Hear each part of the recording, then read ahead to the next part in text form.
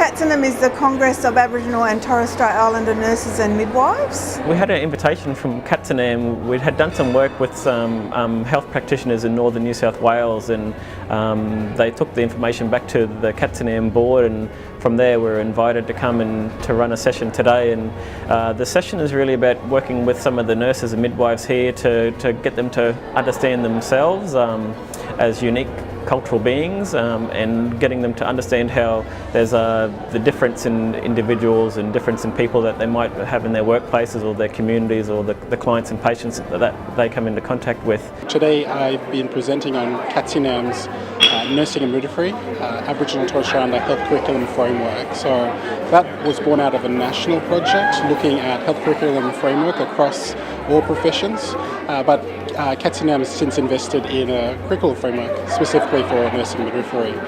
So we really wanted to capture all the effort that has been put in place in nursing and midwifery since CATSINaM was established in the 90s and prior to that. When you're an Aboriginal nurse or a midwife, you can be very isolated. So you're put out into a community, you could be the only nurse there, you could be the only midwife there, and really you need to feel a part of the family, like that connection, Aboriginal people's overwhelming sense of connection, and I think that's what CATSINaM provides. I just absolutely love CATSINaM conferences because it's a time that we all come together. I was actually saying it to a friend of mine, so you know, what do you think you'll get out of it? And I said, it's just so special being in a place where there are other nurses and black nurses and midwives. Like it's, you know, the love in the room is palpable. Yeah. But out in the rural and remote, you often don't have the services and the staffing, and you have to just get in and do the work.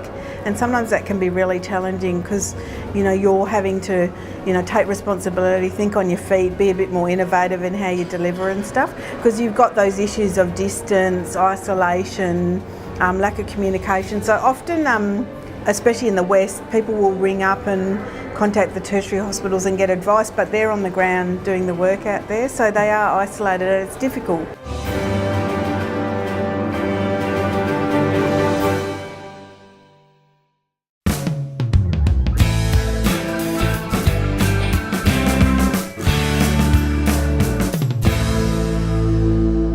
My name's Melanie Robertson. I am a Senior Development Officer in the Department of Health in Western Australia. Tell us what's going to be happening over the next couple of days for the conference. I think for the next few days, it's a really great opportunity for people to come and network. Obviously, a lot of us work in organisations that are, you know, non-Aboriginal dominated, so this is an opportunity for us to come together and share our experiences and tell stories and have a yarn and have a bit of a laugh, but also an opportunity for us to develop ourselves professionally as well, so to learn off each other, to identify what practices are going on that are really good best practices that we can use in our own context as well. And I think it's just a great opportunity to find out what's going on across Australia and to be able to share those experiences, you know. And there's lots of great things going on in the Aboriginal health spaces for nurses and midwives, so how can we tap into that, you know, and how can we make friends and share all those experiences? So, would you say that nurses and midwives are unsung heroes and their work hasn't been sort of like portrayed as important as it should be? Often you'll hear stories where they're always, you know, thanking doctors, but I think nurses and midwives and other allied health professionals as well are often not recognised for what they do. You know, they're at the front line, they're often that advocate for patients and families, and you know, sometimes that's difficult and challenging, but we're the ones that are always around, always there, you know, have that connection to families and patients and able to tell their story, you know, in that setting. And I think sometimes that's not recognised, and sometimes that's not valued as well, as how important that is to do a good job at that bedside. There's also, you know, obviously people in policy spaces as well. I think you can do a lot in a policy space, and that's not often recognised as well. And that can really filter down right into universities, but also into hospital settings and clinics and stuff. So, yeah. Would you say the role of a midwife and a nurse in a big city hospital is totally different from a remote community? Oh, absolutely, yeah. In what ways? I think because in the remote areas and out of the big centres, you do practice different. you're often on your own or working with a small group of people, and you're having to do a lot more beyond what your scope would be in a tertiary hospital. Not to disrespect the level of acuity, because the tertiary hospitals tend to be the more acutely unwell patients, or with birthing patients, the ones with complications. But out in the rural and remote, you often don't have the services and the staffing, and you have to just get in and do the work. And sometimes that can be really challenging, because you're having to take responsibility, think on your feet, be a bit more innovative in how you deliver and stuff, because you've got those issues of distance, isolation, lack of communication. So often, especially in the West, people will ring up and contact the tertiary hospitals and get advice, but they're on the ground doing the work out there, so they are isolated. It's difficult. It's difficult work, yeah. And is that an example of how retention of staff, that affects that as well? Oh, absolutely. And I think part of the problem is that a lot of that workforce out in rural and remote is like fly-in, fly-out workers. They often don't come from that place. They often don't know the culture there. So they're on a learning journey themselves, and that can sometimes create problems. And I think it's important that we start growing our own workforce in that local context, employing the local people who come from those communities, because they're more likely to stay there for the rest of their life and contribute and be a part of that. But also because it creates better access to the service by the Aboriginal people that live in that community. So I think it's critical that we invest more time and effort into doing that, into getting more people from the local area into jobs and qualified, and it's difficult because a lot of the training that we do, students have to leave community to come to cities, and that's really tough. I run an Aboriginal cadetship program in Perth, and a lot of those students have come from out in the regions, and they do struggle with missing home and missing family, and so they've got to balance that with wanting to get their degree and wanting to get qualified. But also at the end of the degree, how do they get into jobs? How do they get those opportunities that often they're competing with all these other people with all this other experience, So that's some of the issues that might be raised over the next couple of days at the conference? Yeah, I think so, yeah. And I think it's important for us to share what we are doing to be able to know how we can do it better, if you know what I mean. How do we translate into jobs? How do we get the opportunities that mainstream society is able to access freely, and we're always disadvantaged because of stereotypes and stuff. So how do we break through that ceiling and get into these places?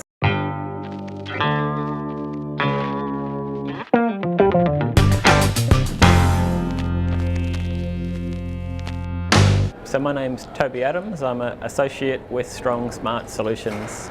Yeah, so Strong Smart Solutions is a consultancy that's led by Dr. Chris Sara, and we're a team that works around Australia with different organisations and communities, sharing the Stronger Smarter philosophy.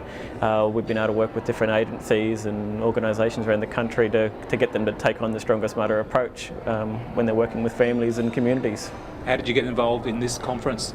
Well, yeah, we had an invitation from CATSINaM. We had done some work with some health practitioners in northern New South Wales, and they took the information back to the CATSINaM board, and from there we were invited to come and to run a session today. And the session is really about working with some of the nurses and midwives here to get them to understand themselves as unique cultural beings, and getting them to understand how there's the difference in individuals and difference in people that they might have in their workplaces or their communities or the clients and patients that they come into contact with, and then getting them to understand some of that difference, and particularly some of the baggage that they might carry, but also some of their families and patients might carry as well, and how they can work with that in what we'd call a stronger, smarter way, rather than looking at some of the deficit views that might exist out there and negative stereotypes that might exist out there.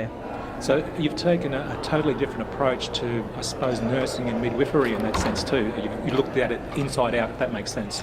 Yeah, our approach really starts with the person. So while we might not be experts in this field of nursing and midwives, one thing that we can do is get people to look at themselves first. The starting point is looking at any sort of change in ourselves, and then that can interact in our, in our personal lives, our professional lives. And if we can operate in what we'd call a strongest mother way in our personal and professional lives, then the interactions that we have with different people can, the opportunities there can really flourish. So it's getting these nurses and midwives to have a better understanding and a deeper understanding of themselves and their clientele. Especially knowing that some of the nurses and midwives are, say, based in a city compared to the ones out in remote communities who might have different objectives and so on, and different support as well. Do you find that hard to deliver that same message? Yeah, and some of the processes that we'll take people through is to get them to understand the different contexts that their families and these people might come from, and the communities that they may come from, and that context might be completely different to the context that we come from. So the challenge for us is to take the time and to create space so that we can first identify that, but explore it and work out, well, how do we work in a way that's going to be positive and people can really engage with what we're trying to do. And in an industry around nursing and midwives, that's really important because it's a people profession, so that's where we need to start. What about cultural identity for the nurses and midwives? Is that something you touch on as well? Yeah, we touch on it, and again, that's a journey for everybody. One of the beliefs that we have is we're all at different stages of our own personal journeys, and that might be around our identity. And for the people that we work with, we really encourage them to explore that identity, but to understand that the way that we perceive ourselves and our own cultural identity might be, again, different to how somebody else perceives themselves, and again, that's just different, but we've got to understand and appreciate and embrace our identity in all forms. Yourself and Chris, have you learnt anything from these nurses and midwives? Yeah, I mean, I take my hats off to these nurses and midwives. It's definitely a type of work that I couldn't do, and the work that they do is tough. We always say, the recipe is simple, but the work is tough. And I really take my hats off to these people because the work that they do in our communities and for our families is just outstanding.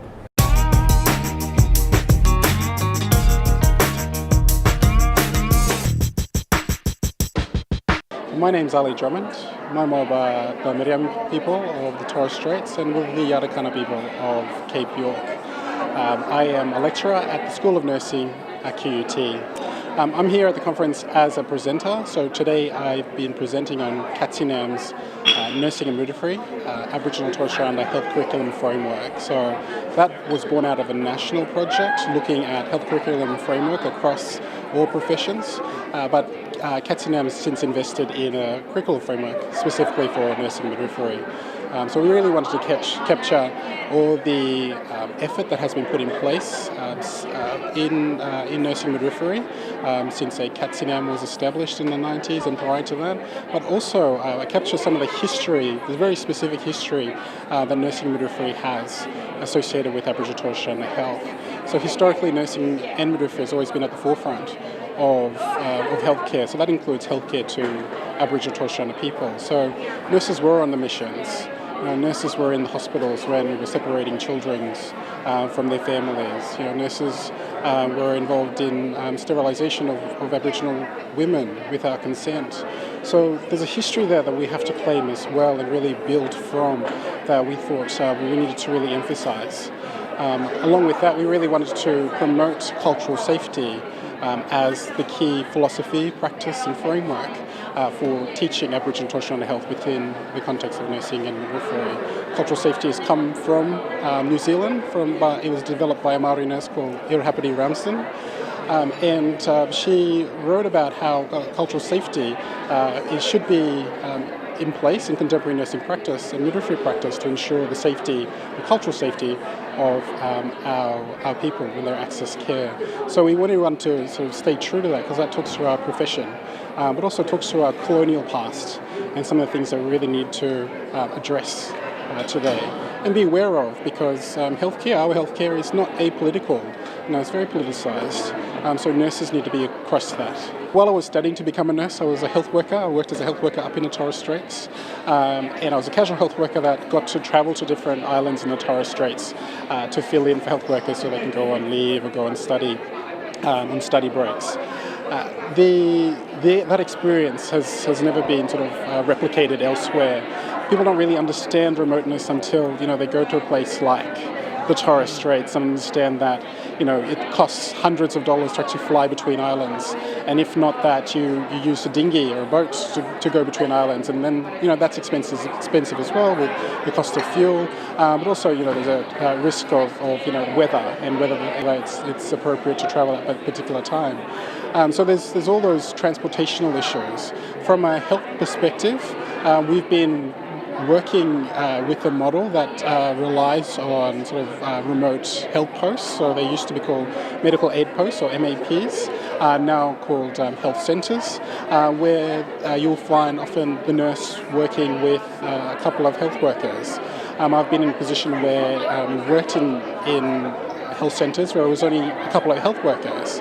And we've worked collaboratively with medical officers, with specialists via the phone. So I always think it's hilarious that people talk about telehealth like it's a brand new thing, when we've been doing it in the Torres Straits forever. Well, not forever, perhaps, but for a very long time. So being able to do assessments, to use the healthcare guidelines that we have up there, the primary clinical care manuals, to help us identify what the health problems are, and then to ensure that appropriate treatment is followed and appropriate follow-up, but also being able to communicate with the medical officers and the specialists. So that takes a lot of skill that I think is taken for granted, I think, when you work on mainland where you do have sort of good access to that. So apart from not having those specialists there, you need to have those additional skills. Now, in addition to that, you're working at the border as well, the only close border we have with another country. And because of arrangements through legislation, movement does happen between borders there for PNG nationals, but also for Torres Strait Islanders. So we have those treaty villages that we can visit. So there's healthcare issues there as well that we need to be mindful of. So in the last several years, we know that there have been a number of public health issues there. So in addition to the chronic disease stuff we're doing, the prevention, promotion, the general GP things, the trauma that sometimes need to go further down, you have the additional sort of border public health issue as well.